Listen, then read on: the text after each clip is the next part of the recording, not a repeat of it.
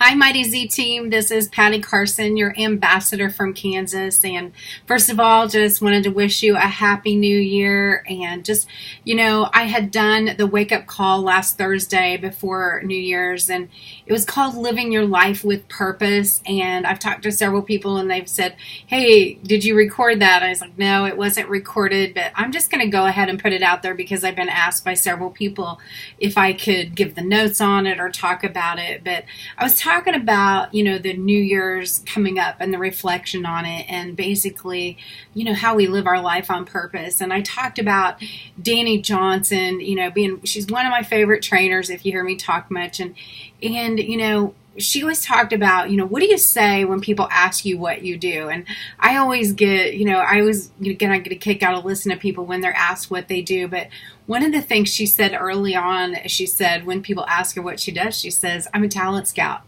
or "I'm a private detective." And she's, basically you become good at becoming a private detective, and a talent scout by looking, at what the talents they have. And when you say that, it gets people's curiosity up right away. What are you looking for talent? What do you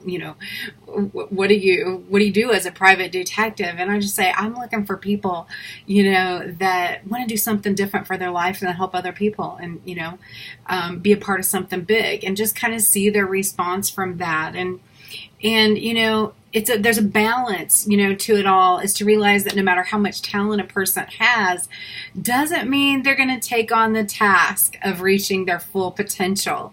So my reflection on people that have made excuses, these people need to know you love them and you want the best for them, but you're living your life with a purpose to make a difference. And that's what we're doing here. And, I talk to people all the time that I know have all the potential in the world to do Zervita, to build a big business. But timing's everything. And sometimes, you got to realize people have been hurt. People have had, some things happen in life that, it's hard to pick them back up. But, I always think about Mark Jarvis said people follow people who are going somewhere. And so that was one of the things, just to let these people know I'm going with or without you. And so kind of when looking at this, I was reviewing the book by Rick Warren called A Purpose-Driven Life. And, in the first of it, he asked, what am I doing here? What is my life's mission? What is my purpose? And how does my business fit in with all of it? And, basically we talk about sharing your message, sharing your testimony and your story. It's really important that you know what that part is. And, a lot of times people say to me they don't have a story because they haven't been in long enough. They haven't taken the product, because every single one of us has a story. And so you got to learn how to share your message and your story, because you have a story before Zervita ever came, or Zeal, the story of why you started here. So you feel you have nothing to share, but that's just the enemy, trying to keep you silent. And I call it fear, false evidence appearing real. And so everyone has a story to share. Your testimonial is how you first begin a relationship with people, and be open and be real to what has made a difference in your life and why are you doing something. This is the essence of witnessing, simply sharing your personal experiences. They said in a courtroom, the witness isn't expected to argue the case, to prove the truth, or press for a verdict. That is the job of the attorneys. Witnesses simply report what happened, to them and what they saw. So that's what you're doing. Our personal stories are also easier to relate to than principles, and people love to hear them. Personal stories capture our attention and people remember them longer. Shared stories also build a bridge from their heart to your heart. I always tell people that people don't care how much you know, they care how much you care. It's just really important that you remember this. And your life message includes your life lessons. That's what people will relate with. And sometimes we're afraid ashamed to share them, but they're the best things you can do. I've learned this personally, just to come from my heart and share my story. And these lessons come from lessons and insights that you've learned about relationships, problems, temptations, and other aspects of life. And so I encourage you to write down the major life lessons, that you've learned so you can share them with others. And imagine how much needless frustration could be avoided if we learn from each other's life lessons. So successful people develop the habit of extracting lessons from everyday experiences. And that's something really big to remember. So it's important that you make a list of your life lessons. It's important that you write them down. You haven't really thought about them unless you've written them down. The habit of extracting lessons from everyday experiences, it just needs to be something you do. And so here's a few questions that you can help ask yourself to jog your memory. It's like, what have I learned from failure? What have I learned from lack of money? What have I learned from sorrow and depression? And what have I learned by waiting? What have I learned from illness? What have I learned from disappointments? What have I learned from my family, my church, my relationships, my small group, my critics? Your passion is your purpose and what shapes you. What you learned is what shapes you. So, I'm just going to kind of, go through my experience. I've kind of shared, what have I learned from failure? One of the biggest things I've learned is that you get up and go again. The goal doesn't change. Sometimes the plan of how to get there is, probably my biggest first failure, that I really learned the most from was when I was running, for county treasurer back in 1988. And, I really ran hard, and I lost the election by 9 votes. And, I thought about it that last weekend, before the election, the vote on Tuesday, I was almost 9 months pregnant. I was, tired. I'd ran hard, and I thought, I've done my best. I should have it in the bag. And I didn't go out and campaign that last 3 days. And I lost by 9 votes. And it was like, oh my gosh, are you kidding?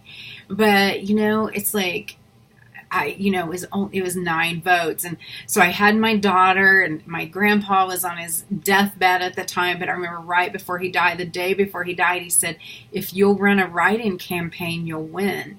And he said that because I'd had a lot of people reaching out to me to run a write-in campaign.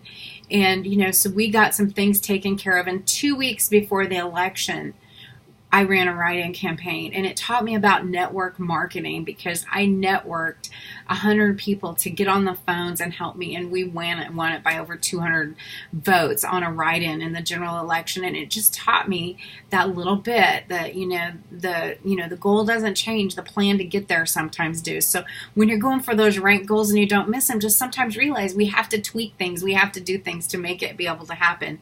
What have I learned from the lack of money? Oh my gosh, guys, I'm sad to say this. I mean, it's like I've given everything out there, and I've actually, been bankrupt twice. And, I felt like a failure from that. But, the first time was just, business that went bad. It caused it. Second time was medical issues. And, but the thing is, I've learned how to budget. I've learned that it's not the end of the world. One thing I do know is, we always think if we have money, that's going to create happiness. And, sometimes, it's hard to believe this, but even at my brokest periods, I found more happiness. And so money doesn't make you happy. I've seen people make money and they're still not happy. So this is something you have to come to grips with. But of course, it's like I've learned how to budget. I've learned Dave Ramsey. I've learned some big things to be able to, so I don't have to suffer that pain of lack of money again. And so what have I learned from pain or sorrow or depression? Guys, I've learned, how to lift myself back up. And, when I lost that business years ago, it was like I was in a very devastated, depressed state. And, I don't share a lot with people. So the people that are close to me know that depression is something I've suffered with and not proud of it. It's a bad place to be. But I've also learned, that I can get a positive book and I can turn things around. I can get on the internet and watch a video. I watch funny stuff stuff. I go watch good stuff. I put good stuff back into my mind, and it lifts me up so that I'm able to go forward. And so, and it's also what I've gone through has been a help for other people. So I would just look at it that whatever we go through, it's there to help somebody else. So then we also, what do we have from this? What have we learned from sorrow and depression? I just went through that. I'm sorry. What have we learned by waiting? Patience. What have we learned from patience? One of the things a really good friend of mine taught me several years ago, she said, God is rarely early, but he's never late. And, sometimes I know, when I'm waiting for something to happen, it feels like it's never going to happen. But, the fun thing is that it's happened, things of, things just kind of come together, when you least expect it. And so it's like, don't give up. When you set a goal and when you're going for something, just don't give up. Believe that it's going to be there. Start claiming what you're on track for. And, and it really comes to say, things happen when the timing is right for them to happen. What have I learned from illness? This is a good one, because I've learned a lot through illness. I've had my own illnesses, but my daughter, Lori, she was really sick when she was younger. She had spinal meningitis and she was in a coma. And it was really kind of a grim diagnosis, but we knew she was going to be okay. But I was like depressed. I mean, I was in the hospital going through the pity me party, and I'll just never forget that, there was a lady down the hall. I heard her wailing, and there's nothing worse than if you've ever heard the loss of a mother losing their children. And so this mother, she'd had 3 children that had been in a car wreck, and 2 of them had passed, and the other one was intensive care. And it just taught me a really big lesson to look, not to feel sorry for myself, because no matter how bad it is, somebody else out there has it a lot worse than you do. So, just, try to understand that when you're going through that, and just understand, it's serious when you're going through it, but just understand it can always be worse. And what have I learned from disappointments? Wow. Well, I have from a guy from my last company. He was one of my mentors, and I watched him one day, lose $1 million, get a call in the morning, and he was told he lost $1 million. And, of course he was kind of upset at the time, but that evening I came back and had dinner with him, and he was in such a good mood. And I was like, man, I was like, John, how can you be, so happy and so jovial? You lost $1 million this morning. And he said, you know what, kid? He said, you're right. He goes, but I learned a long time ago that when you have a disappointment, or you have a loss or something bad happens, he said, I give it about 20 minutes. He said, I give it about 20 minutes to be mad, be upset, be at it. But he said, if you get it any longer than that, it's going to take up your life. And, he said, it can take a lot more money from you. It can steal a lot more, because you're going to live in the past and you're going to live in regret. And it was one of the best lessons I've ever had, because I've just learned from that, because I used to, when something bad would happen, I mean, it would be days, weeks, months, a couple times, maybe even a year, I held on to everything. But I've just learned that to give it what it needs for time and to move on. It's a big thing to be able to move on, and it's healthier if you move on. So then, what have I learned from my family, my church, my relationships, my small group, my critics, my mentors? Well, I always look for people that have gotten through things. I always look through people who've made it. I look for those kind of people to be in my life. And, I learn my life lessons from them. I don't go to people that are necessarily live in negativity. I hardly ever go to people if all they have to say is negative and speak death and stuff over themselves. I don't go for that, because it just that isn't going to get me anywhere. So I go to people where it's going to give me a positive influence and how to move forward. And that's, been one of my big life journeys, just to keep moving forward. It's like when I came to Zarita, I went to the people who made it, I went, I go to the top, the people that are making it. Like Mark says, people follow people who are going somewhere. So that was always my note. I'm going to follow people that are going somewhere. And as I said, your passion is your purpose, and that's what shapes you. So when you kind of figure these things out, figure out what your purpose is. After you figure out your life message, find your passion and go boldly, share it. And you won't be able, to keep from talking about it. When you figure out what it is, I've learned from things that happen to me what I don't want to happen again, and to be passionate so that I can make my life better. In the Bible, it says a man's heart determines his speech.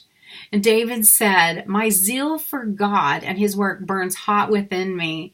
And Jeremiah said, your message burns in my heart and bones, and I cannot keep silent. So it's our job to find passion and to be a champion of a cause.